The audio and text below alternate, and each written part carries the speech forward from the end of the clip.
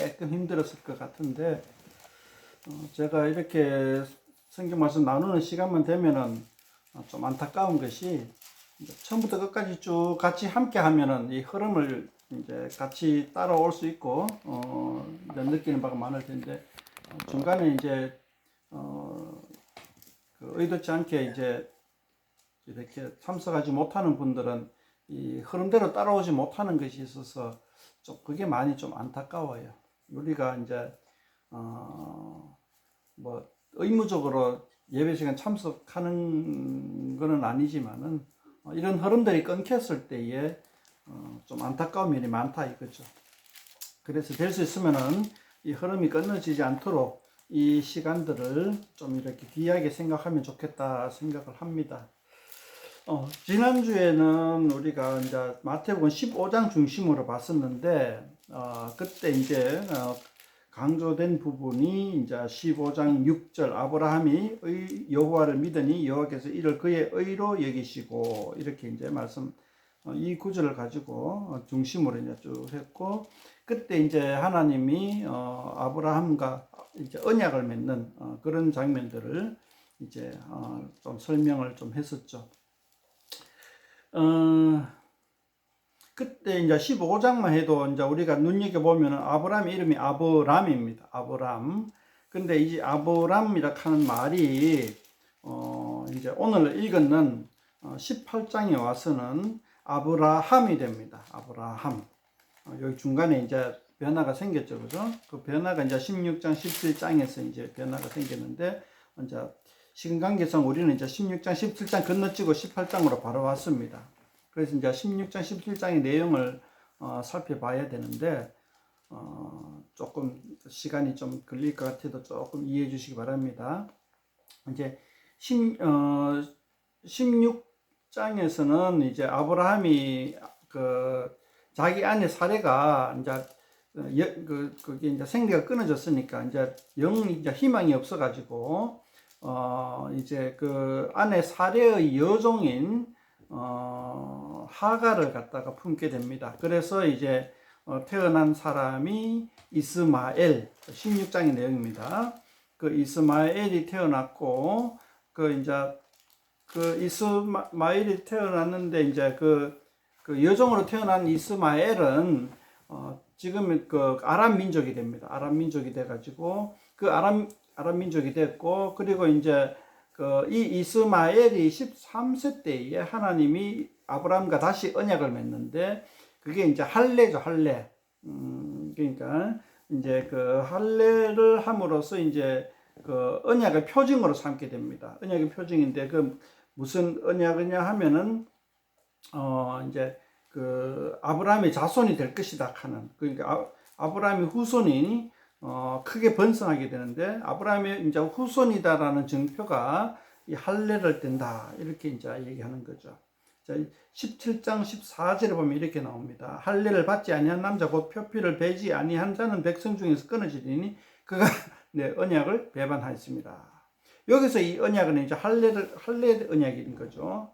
할례 언약인데, 이 할례 언약식의 표징으로 이제 언약의 표징으로 할례를 삼는 거죠.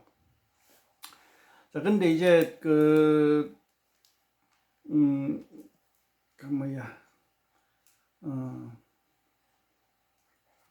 예. 그 다음에, 근데 이제 이 할례의 표징으로 삼고, 이제 많은 자손을 주겠다고 했는데, 이제 아직 아브라함에게는 자손이 없고, 이제 자손이라고는 이스마엘밖에 없었죠. 그런데 이제 이스마엘이 이제 아브라함이 생각하기를 이스마엘이 자기 후손인갑다, 이렇게 생각을 했는데, 하나님이 그렇지 않고 아내 사라로부터 후손이 있을 것이다라고 얘기하게 됩니다. 15절부터 보면은. 그리고 이 아내 사라를 통해서 태어난 아이가 이삭이라고 이름 짓는데, 그 이삭하고 너희 언약을 계속 이어가겠다, 이렇게 이제 이야기를 합니다.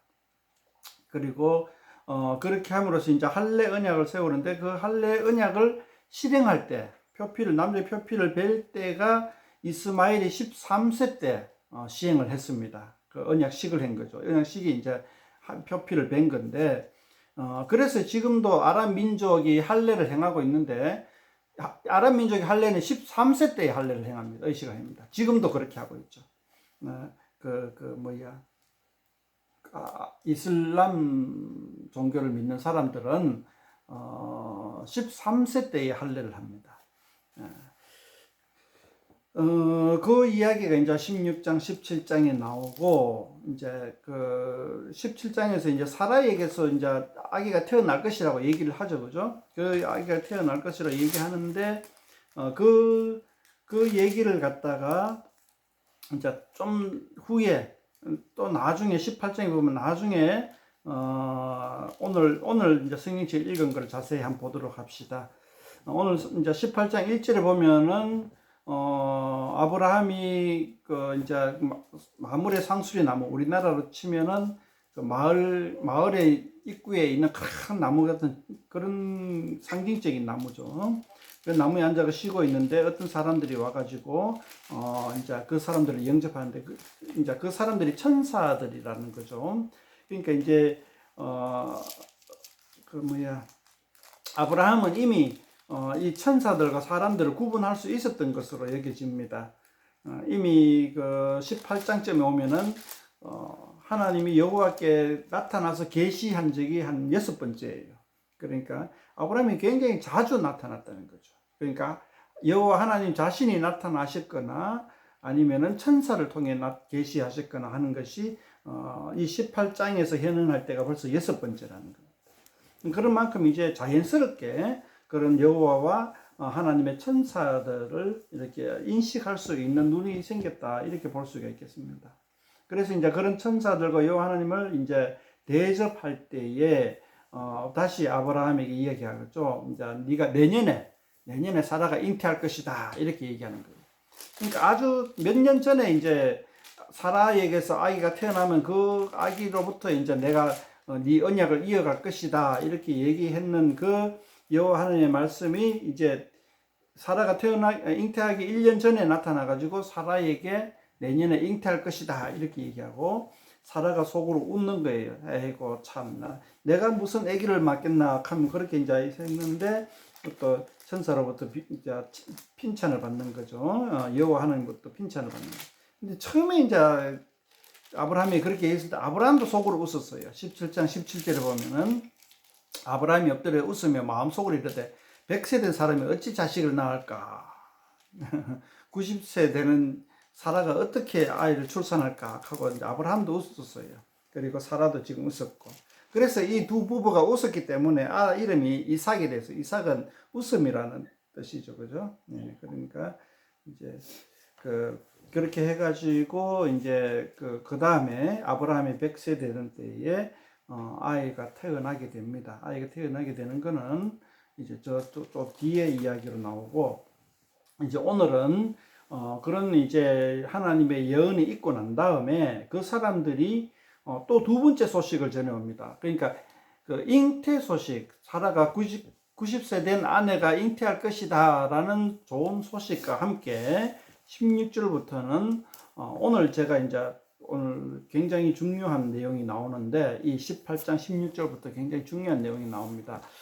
이거를 우리가 좀 유념해야 되는데, 이 잉태 소식과 함께 재앙의 소식이 들려옵니다. 우리가 잘 알고 있는 소돔과 고모라 성이 유황불로 멸망하게 되는 이야기를 전해줍니다. 이건 영화로도 나오고 우리가 굉장히 잘 알고 있는 내용이죠. 소돔과 고모라에 멸망하는 이야기. 그 이야기가 오늘 본문에 나오는데 여기서 참 우리가 생각할 게 너무 많습니다. 소돔과 고모라에 대해서. 그 많은 것을 오늘 다 제가 이야기를 해낼 수 있을지 모르겠습니다만은 한번 노력해 봅시다. 자, 그 이제 멸망 소식 전에 그 여호와 하나님이 아브라함에게 이렇게 얘기합니다. 18절에 한번 봅시다. 아브라함은 강대한 나라가 되고 천하 만민은 그로 말미암아 복을 받게 될 것이 아니냐.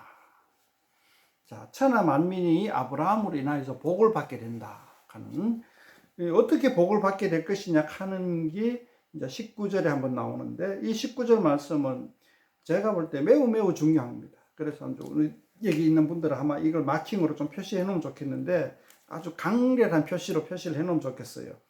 이게 거의 사실 그 아브라함 자손들의 민족의 정체성이에요, 이게. 근데 이 정체성을 잊어버린 거죠. 그럼 어떤 그 민족의 정체성이 뭐냐 하면은 19절을 제가 한번 읽어볼게요.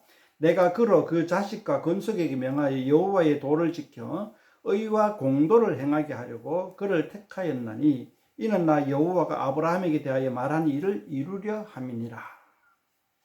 자, 아브라함의 자손들을 왜 택했냐는 거죠. 왜 택했냐 하면은 의와 공도를 행하게 하려고 택하였다는 거죠. 그러니까 뭐 우리는 왜 이스라엘만 선민이냐, 왜 이스라엘만 하나님의 자손이냐 라고 좀 이렇게 불평 섞인 말을 우리 오정진이가 질문을 한 적이 있는데 그를 왜 택했냐 하면은 의와 공도를 행하게 하려고. 그럼 의와 공도는 다른 본문에서는 같은 히브리어 단어 가지고 정의와 공의라고 번역을 많이 해놨습니다. 그러니까 이제 구약 성경에 정의와 공의라는 단어가 매우 많이 나오는데 제가 몇 번 나오는지는 안 세알해 봤는데 굉장히 자주 나옵니다. 굉장히 자주 나오는데 이 정의와 공의를 행하게 하려고 아브라함을 택하고 아브라함의 자손을 택하고 그 정의와 공의를 행하는 민족들 때문에 세상 모든 민족이 다 복을 받게 된다라는 식으로 우리가 논리적으로 전개할 수 있다는 거죠. 여기서 이제 정의와 공의는 너무나 중요한 단어이기 때문에 이제 히브리어로도 좀 알아놓으면 도움이 될 겁니다. 공의는 체다카 하는 거 혹시나 뭐 연필 있으면 적어 놓으시고 아니면 머리로 기억하시고 정의와 공의, 정의는 미시파트, 공의는 체다카. 미시파트와 체다카 하는 거는 좀 머릿속에 각인해 놓으면 좋겠고 이 정의와 공의를 엄밀하게 구분할 수는 없습니다. 그런데 편의상 저는 이렇게 구분을 합니다. 정의는 뭐라 할까 이제 긍휼히 여기는 거, 그러니까 약자를 돌보는 거, 긍휼히 여기는 거. 신약에 가면은 제가 또 한 번 더 말씀드리겠습니다만은 그 다음에 공의는 공정한 거, 그러니까 거짓말하지 않고 공평하게 재판하는 거. 그러니까 기울어진 저울이 아니라 우리가 이제 그 뭐야 어디서 봤습니까? 그 여신이 그 저울을 딱 들고 있을 때 그 좌나우로 기울어지지 않는 공정함, 거짓말하지 않고 정직함, 뭐 이런 쪽이 공의. 그러니까 이제 공식적인 의라는 거죠. 그리고 정의라 하는 것은 긍휼함, 자비, 사랑, 약자를 돌봄 이런 개념으로 한번 편의상 한번 구분을 해 봅니다. 자, 그렇게 이제 정의와 공의를 행하게 하려고 아브라함을 택하고 아브라함의 자손을 번성케 한다, 강대한 나라가 되게 한다 이런 거죠. 자, 이런 개념이 이스라엘의 민족의 정체성이고 이런 개념이 구약 속에 계속 반복해서 나옵니다. 그런데 나중에 이러한 공의와 정의를 그 민족이 행하지 않음으로 말미암아 나중에 하나님이 이스라엘 민족을 멸망케 하고 맙니다. 그리고 그런 역사가 구약 성경에 가득 담겨 있는 거죠. 그러니까 구약 성경의 전체의 흐름을 보면은 역사적인 흐름을 보면 이런 흐름이 있다는 거죠. 정의와 공의를 행하느냐 안 행하느냐에 따라 가지고 민족의 흥망성쇠가 이루어집니다. 자, 그런 개념에서 이제 이 첫 번째로 오늘 이제 그 명시적으로 나오는 게 이 18장 19절 말씀입니다. 이 18장 19절 말씀을 우리는 잘 기억해 놓으면 좋겠습니다. 뭐 별표도 하고 뭐 마킹도 하고 그렇게 해 놓으면 좋겠습니다. 자, 그런데 이 정의와 공의를 행하는 것에 대해서 당장 그 이후에 바로 적용이 나옵니다. 어떻게 적용이 나오는가 한번 봅시다. 자, 하나님은 소돔을 공의를 행하려고 멸망을 시킵니다. 공의를 행하려고 악을 많이 행하니까 멸망을 합니다. 자, 그런데 왜 소돔이냐? 그 당시에 많은 민족들 중에 소돔이 가장 대표적인 예고 가장 악하기 때문이 아니었는가? 이렇게 우리가 한번 추정해 볼 수가 있습니다. 이전에 부족들 간에 부족 전쟁이 일어났잖아요. 그런데도 여호와 하나님이 그 부족 전쟁 간에 신적인 개입은 하지 않습니다. 그런데 이 소돔에 대해서는 신적인 개입을 하는 거예요.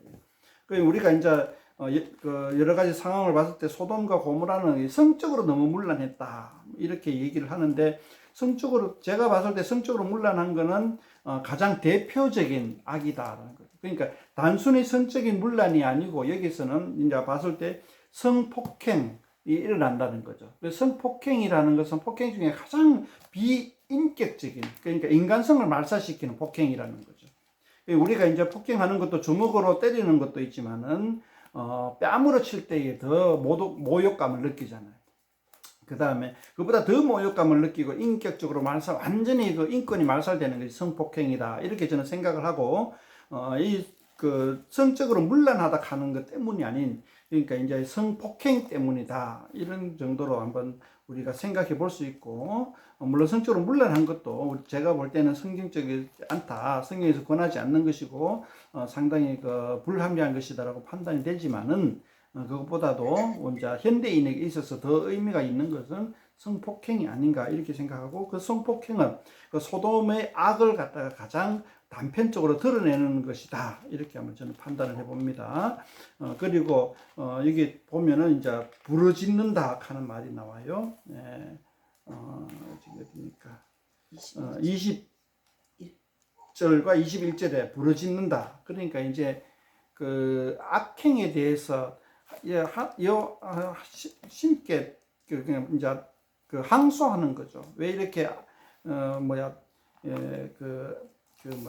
불의에 대해서 신은 잠잠합니까? 하면서 그런 것들을 부르짖음이라고 표현했다고 저는 봅니다. 그러니까 피해자가 있다는 거죠. 피해자. 부르짖음은 피해자의 목소리인 거죠. 그 피해자의, 그러니까 악에 대한 피해자죠. 그런 부르짖음이 사실인지 아닌지 조사하러 왔다. 여호와 하나님과 천사들이 그렇게 해서 이제 그 조사하러 실제로 소돔으로 떠나가고, 그런데 이제 천사들은 조사원으로서 소돔으로 떠나가고 여호와 하나님은 아브라함 곁에 서서 아브라함과 계속해서 대화를 이어나가는데, 아브라함이 이렇게 얘기합니다. 23절에 보면 아브라함이 가까이 나아가 이르되 주께서 의인을 악인과 함께 멸하려 하시나이까. 그러니까 의인이 악인과 함께 멸하려 하시는 것은 공의가 아니다라고 여호와 하나님 앞에 항소하는 거죠. 그래서 여호와 하나님 계속해서 이제 아브라함이 이야기하는 게, 이제 의인 50명이 있으면은 그 의인 50명 때문에 소돔을 용서하지 아니하시리까. 이제 용서라는 이 단어에도 우리가 한번 마킹을 해주면 좋겠습니다. 그러니까 이 아브라함은 용서라는 개념을 들고 들어오는 겁니다. 자, 정의와 공의를 행하게 하려고 아브라함을 택하고 그 자손을 택하는 강대하게 하는 건데, 아브라함이 이 용서라는 개념을 들고 들어옵니다. 용서라는 개념을 들고 의인 50명 때문에 소돔을 용서해 주기를 간구하는 거예요. 그런데 가만히 생각하니까 소돔에 의인 50명이 없을 것 같아. 그래서 아브라함이 다시 번복을 합니다. 아니 50명은 안 될 것 같으니까 45명은 어떻습니까? 45명 그래도 좋다. 45명 찾으면 내가 소돔을 용서해 줄게. 그러니까 45명도 못 찾을 것 같으니까 40명, 30명, 20명, 이제 나중에는 10명까지 내려가는.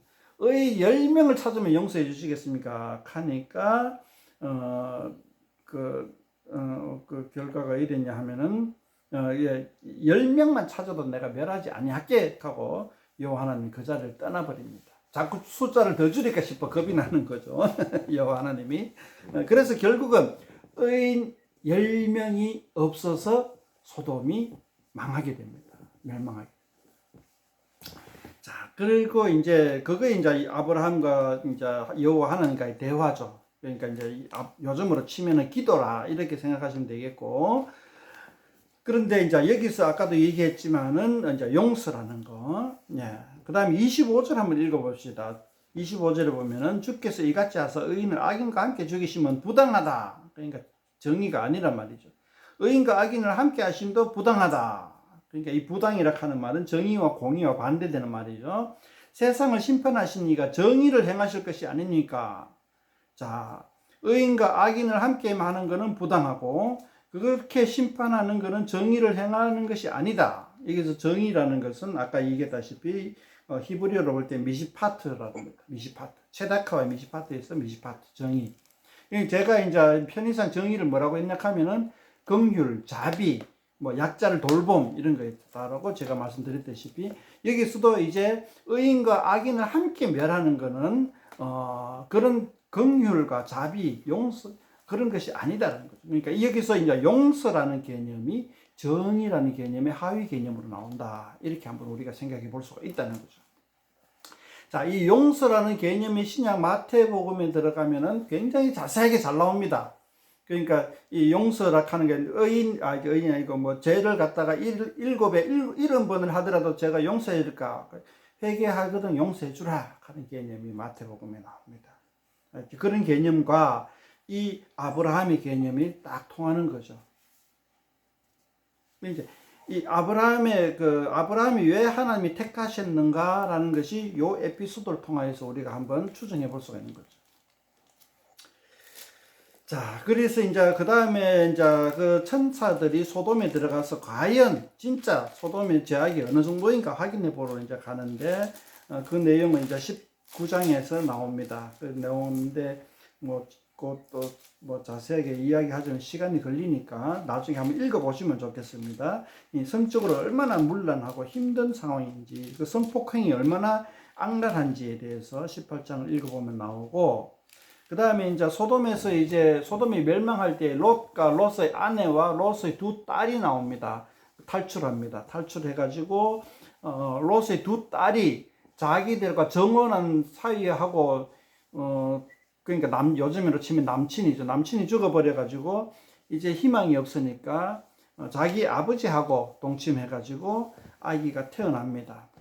롯이 자기 두 딸과 동침해가지고 건친을 해가지고 태어난 민족이 모압 민족과 암몬 민족입니다. 그러니까 모압 민족과 암몬 민족 큰 민족을 이루죠. 이 모압과 암몬은 아마 요단강 동쪽쯤 됩니다. 요단강 동쪽쯤 되고 그 다음에 아까 조금 전에 말한 이스마엘 민족은 제가 볼 때는 아랍 민족 이렇게 했는데 아랍 민족이 뭐 어디쯤인지 잘 모르겠습니다만은 저기 이란과 이라크 그리고 아라비아 그러니까 사우디아라비아 이 정도 퍼져 있고 지금 모압과 암몬은 아마 그 요단강 동쪽 지역에 이제 차지한 것 같습니다. 그러니까 모압과 암몬보다는 이스마엘 민족이 오늘날 봐서는 더 큰 민족이 되었죠. 정확하게 이제 모압과 암몬은 그 아브라함의 직계 자손은 아니죠. 친척이죠. 예, 그런데 이스마엘은 아브라함의 직계 자손입니다. 직계 자손이고 오늘날도 13세 때에 할례를 해봅니다. 이스라엘 민족은 난지 8일 만에 할례를 합니다.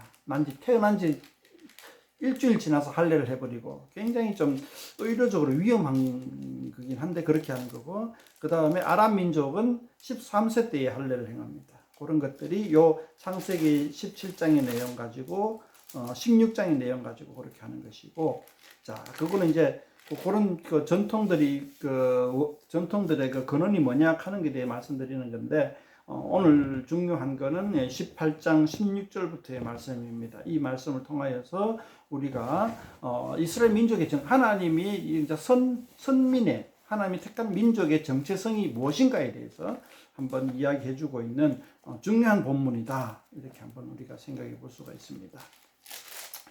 자, 오늘은 소돔과 고모라를 배경으로 해서 말씀을 한번 드려봤는데 또 질문한 거 있으면 질문이나 느낀 바나 또 이제 각자 이야기할 거 있으면 좀 얘기해 보시면 좋겠습니다.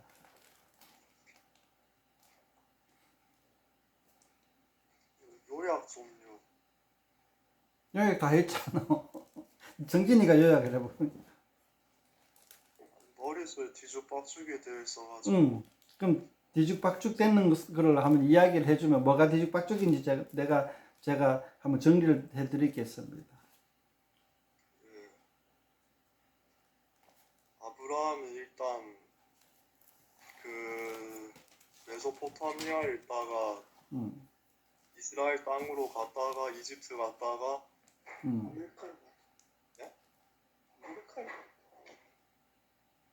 예, 그리고 다시 이스라엘 땅으로 와서 지냈는데 도시 인구가 많아져갖고 롯은 그 소돔과 고모라 땅 동쪽으로 갔죠. 동쪽일 거예요. 뭐 소돔과 고모라니까. 음,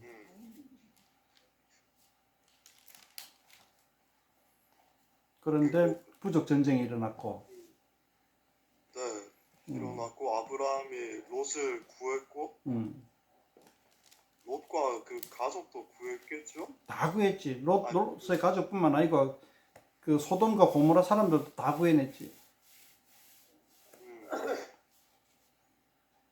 300명 가지고 318명. 318명의 정예 특수부대. 집에서 길리고 연습 한작 하니까 군사 훈련을 받은 사람들이 18명이. 예, 그래서 그렇게 구해냈고 그 다음 사건이 음, 이스마엘 출산? 그렇지. 이스마엘이 출산하고, 그 전에 까먹은 거 없죠? 뭐 대충 중요한 사건은 다 이야기했고, 뭐 다음에 소소한 사건들도 좀 있었는데, 이스마엘 출산이랑 그 다음에 롯이 멸망, 소돔과 고모라가 멸망이 한 게 이제 오늘 이야기고.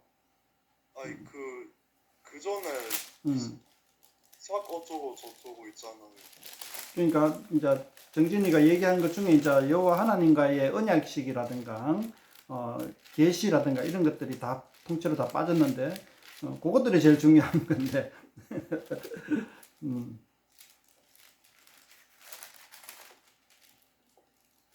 자, 15장에 보면 이제 언약식이 나오는데 그건 언제냐 하면은 부족 전쟁 이후에 아브라함이 롯과 이제 소돔 사람들을 위시한 부족민들을 이제 구출해 오고 난 다음에 이제 그 적은 인원 갖고 부족장을 갖다가 대장 부족을 쳐들어갔으니까 이제 무서워가지고 떨고 있는데 여호와 하나님이 나타나가지고 그 아브라함에게 네가 큰 민족을 이루게 될 것이다라고 언약을 하고 그다음에 언약식을 해가지고 아브라함에게 더 확신시켜주는 그 장면을 통해서 이제 15장 6절에 보면 아브라함이 여호와를 믿으니 여호와께서 이를 그의 의로 여기셨다.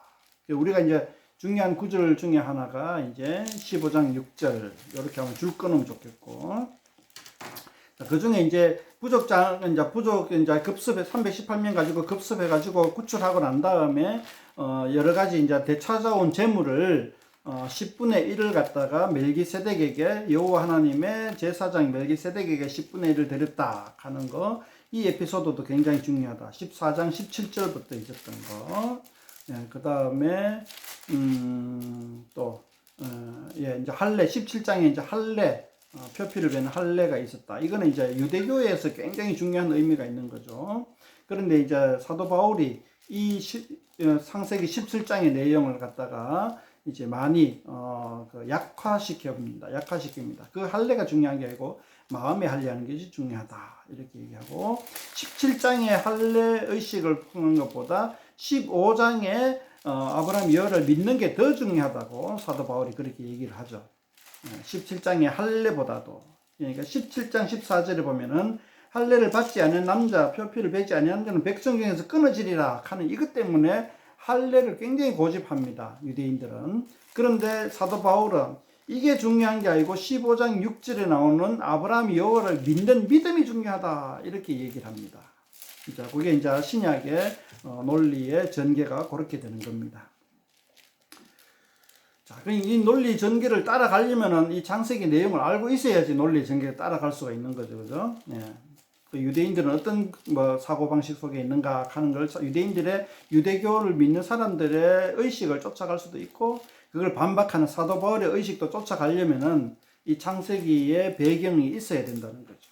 그래서 이제 그 배경을 위해서 이제 우리가 이 창세기를 보고 있는 것이고, 예, 그 다음에 구약 성경과 예수님을 믿는 사람들의 연속성, 제가 좀 전문적인 용어를 쓸게요. 연속성과 반속성이라고 얘기하는데 연결점과 이제 끊어지는 거. 그러니까 어디서 이제 유대교와 차이점이 있느냐 하면 아까 방금 말씀드린 15장 6절과 17장의 할례에서 유대교와 차이점이 있다는 반면 그러면 구약성경과 예수교와의 연속점은 어디 있느냐 하면은 바로 이스라엘 민족의 정체성, 즉 18장 19절에 있다는 거죠. 정의와 공의를 행하게 하려고 너희를 택하였다. 근데 이제 오늘날 제가 볼 땐 그래요. 오늘날 20세기, 21세기의 기독교 문화는 뭐냐 하면은 그냥 그거죠. 15장 6절만 받는 거죠. 15장 6절. 우리는 예수님을 믿으니까 의인이 되었다 하는 이것만으로 끝나는데 그러면 왜 하나님이 예수님을 믿는 사람들을 택하였느냐에 대한 목적의식이 사라져버렸다. 그 목적의식이 우리를 택한 여호와 하나님이 예수님을 믿는 사람들을 택한 이유가 뭐냐라고 했을 때에 18장 19절에서 찾아야 된다는 거죠. 의와 공도를 행하게 하려고 우리를 택하였다. 우리는 여호와 하나님이 우리를 택하였다만 강조하지 왜 택하였는지에 대해서는 생각하지 못하고 있는 것이 바로 우리 오늘날 현대의 그리스도인이 아닌가 이렇게 생각하는 거죠. 그게 이제 종교개혁의 정신을 갖다 잘못 이어받는 것이다 이렇게 저는 이야기를 하고 싶어요. 자, 하나님 우리를 택하게 한 것은 우리로 미시파트와 체다카를 행하게 하려고 우리를 택하였다. 이렇게 한번 이야기해보고 싶은 거죠. 이런 개념이 계속해서 구약성경 읽다 보면 계속해서 튀어나옵니다. 그거에 대해서 제가 이제 구약성경 전체를 훑어보면서 중간중간에 계속 말씀드릴 거고요. 자, 그리고 또 한 가지, 이제 소돔이 어떻게 해서 망했다고요? 의인 10명을 찾지 못해서 하나님이 용서를 안 하시고 그냥 심판을 하셨다. 정의를 행하기보다 공의를 택하였다. 공평을 택하였다. 이렇게 한번 우리가 얘기할 수 있는데 이제 한참 후대에 가서 예루살렘이 멸망하게 되잖아요. 예루살렘을 왜 멸망하게 됐느냐라고 하면은 예레미야 5장 1절에 한번 찾을 수 있는 사람 찾아봅시다. 예레미야 5장 1절 한번 봅시다. 저도 찾으면 조금 힘든데요. 예레미야 5장 1절 한번 가봅시다. 재밌는 게 나와요. 구약성경 읽다 보면은 예레미야 5장 1절. 구약성경 1058페이지. 1057페이지. 예레미야 5장 1절에 보면 이렇게 얘기합니다.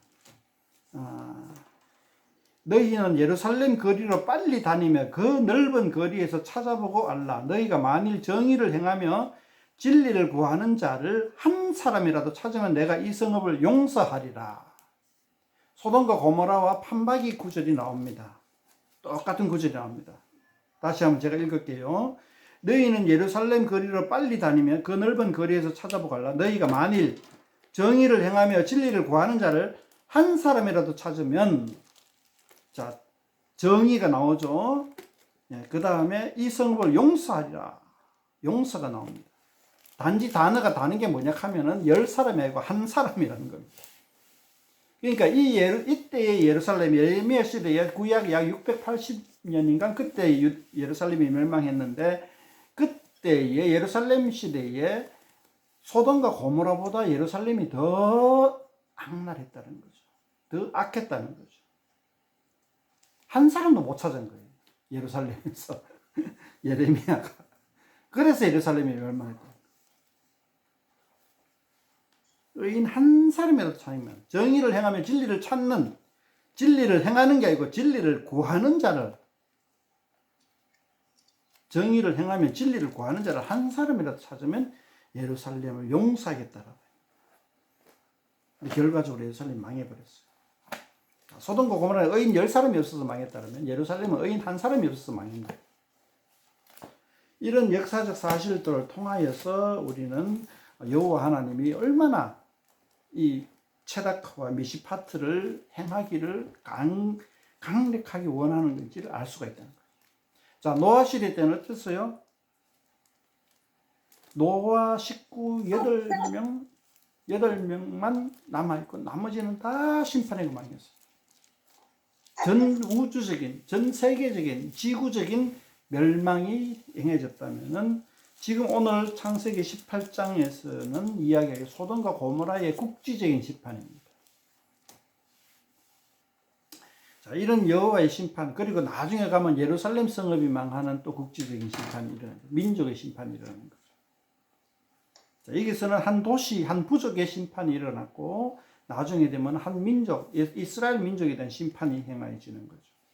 그런 이 용서라는 개념과 심판이라는 개념이 혼재되어 있는 것이 구약 성경이다. 그 속에서 쭉 떠오르는 것이 체다크와 미시파트의 공의와 정의를 행하는 것이다. 이런 것이 떠오르는 거죠. 그것에 대해서 이제 창세기 18장을 통해서 우리가 살펴본다는 겁니다. 또 질문, 또 하실 말씀 있으면 하시고. 질문이요. 일단 그 근친하지 말라는 말씀이 언제부터 있었죠? 근친하지 말라는 거는 구약 성경에 안 나타날 걸? 나타난다. 구약 성경에 나타나긴 나타난다. 근친하지 말라. 율법에 있어. 언제부터였죠? 그게 모세 시대부터였지. 그러면은 모세 이전에는 노아 때부터 근친했을 거 아니에요? 그렇지. 가까운 사람밖에 없는데 인류가 8명밖에 없는데. 네, 그러면은 모세 이전에는 근친해도 뭐 그 기형아 같은 건 출산이 안 됐겠죠? 됐었지 않겠나 싶어. 그때는 유전자가 좀 비교적 안만정했을까요? 그렇지. 아브라함 시대만 하더라도 유전자가 조금은 안정적이었을 거야 아마. 그러다가 이제 점점 이제 유전자가 파괴되면서 근친하면은 그 파괴된 유전자가 복구가 안 되고, 유전학을 공부한 정진이 잘 알겠지만은 근친하면 파괴된 유전자가 복구가 안 되는 거지. 근데 이제 그 멀리 떨어진 사람은 이제 유전자 파괴된 부분이 동일하지 않기 때문에 복구가 되고, 근친 사이에서는 유전자 파괴된 게 똑같기 때문에 똑같은 부분에서 파괴된 사람의 엄마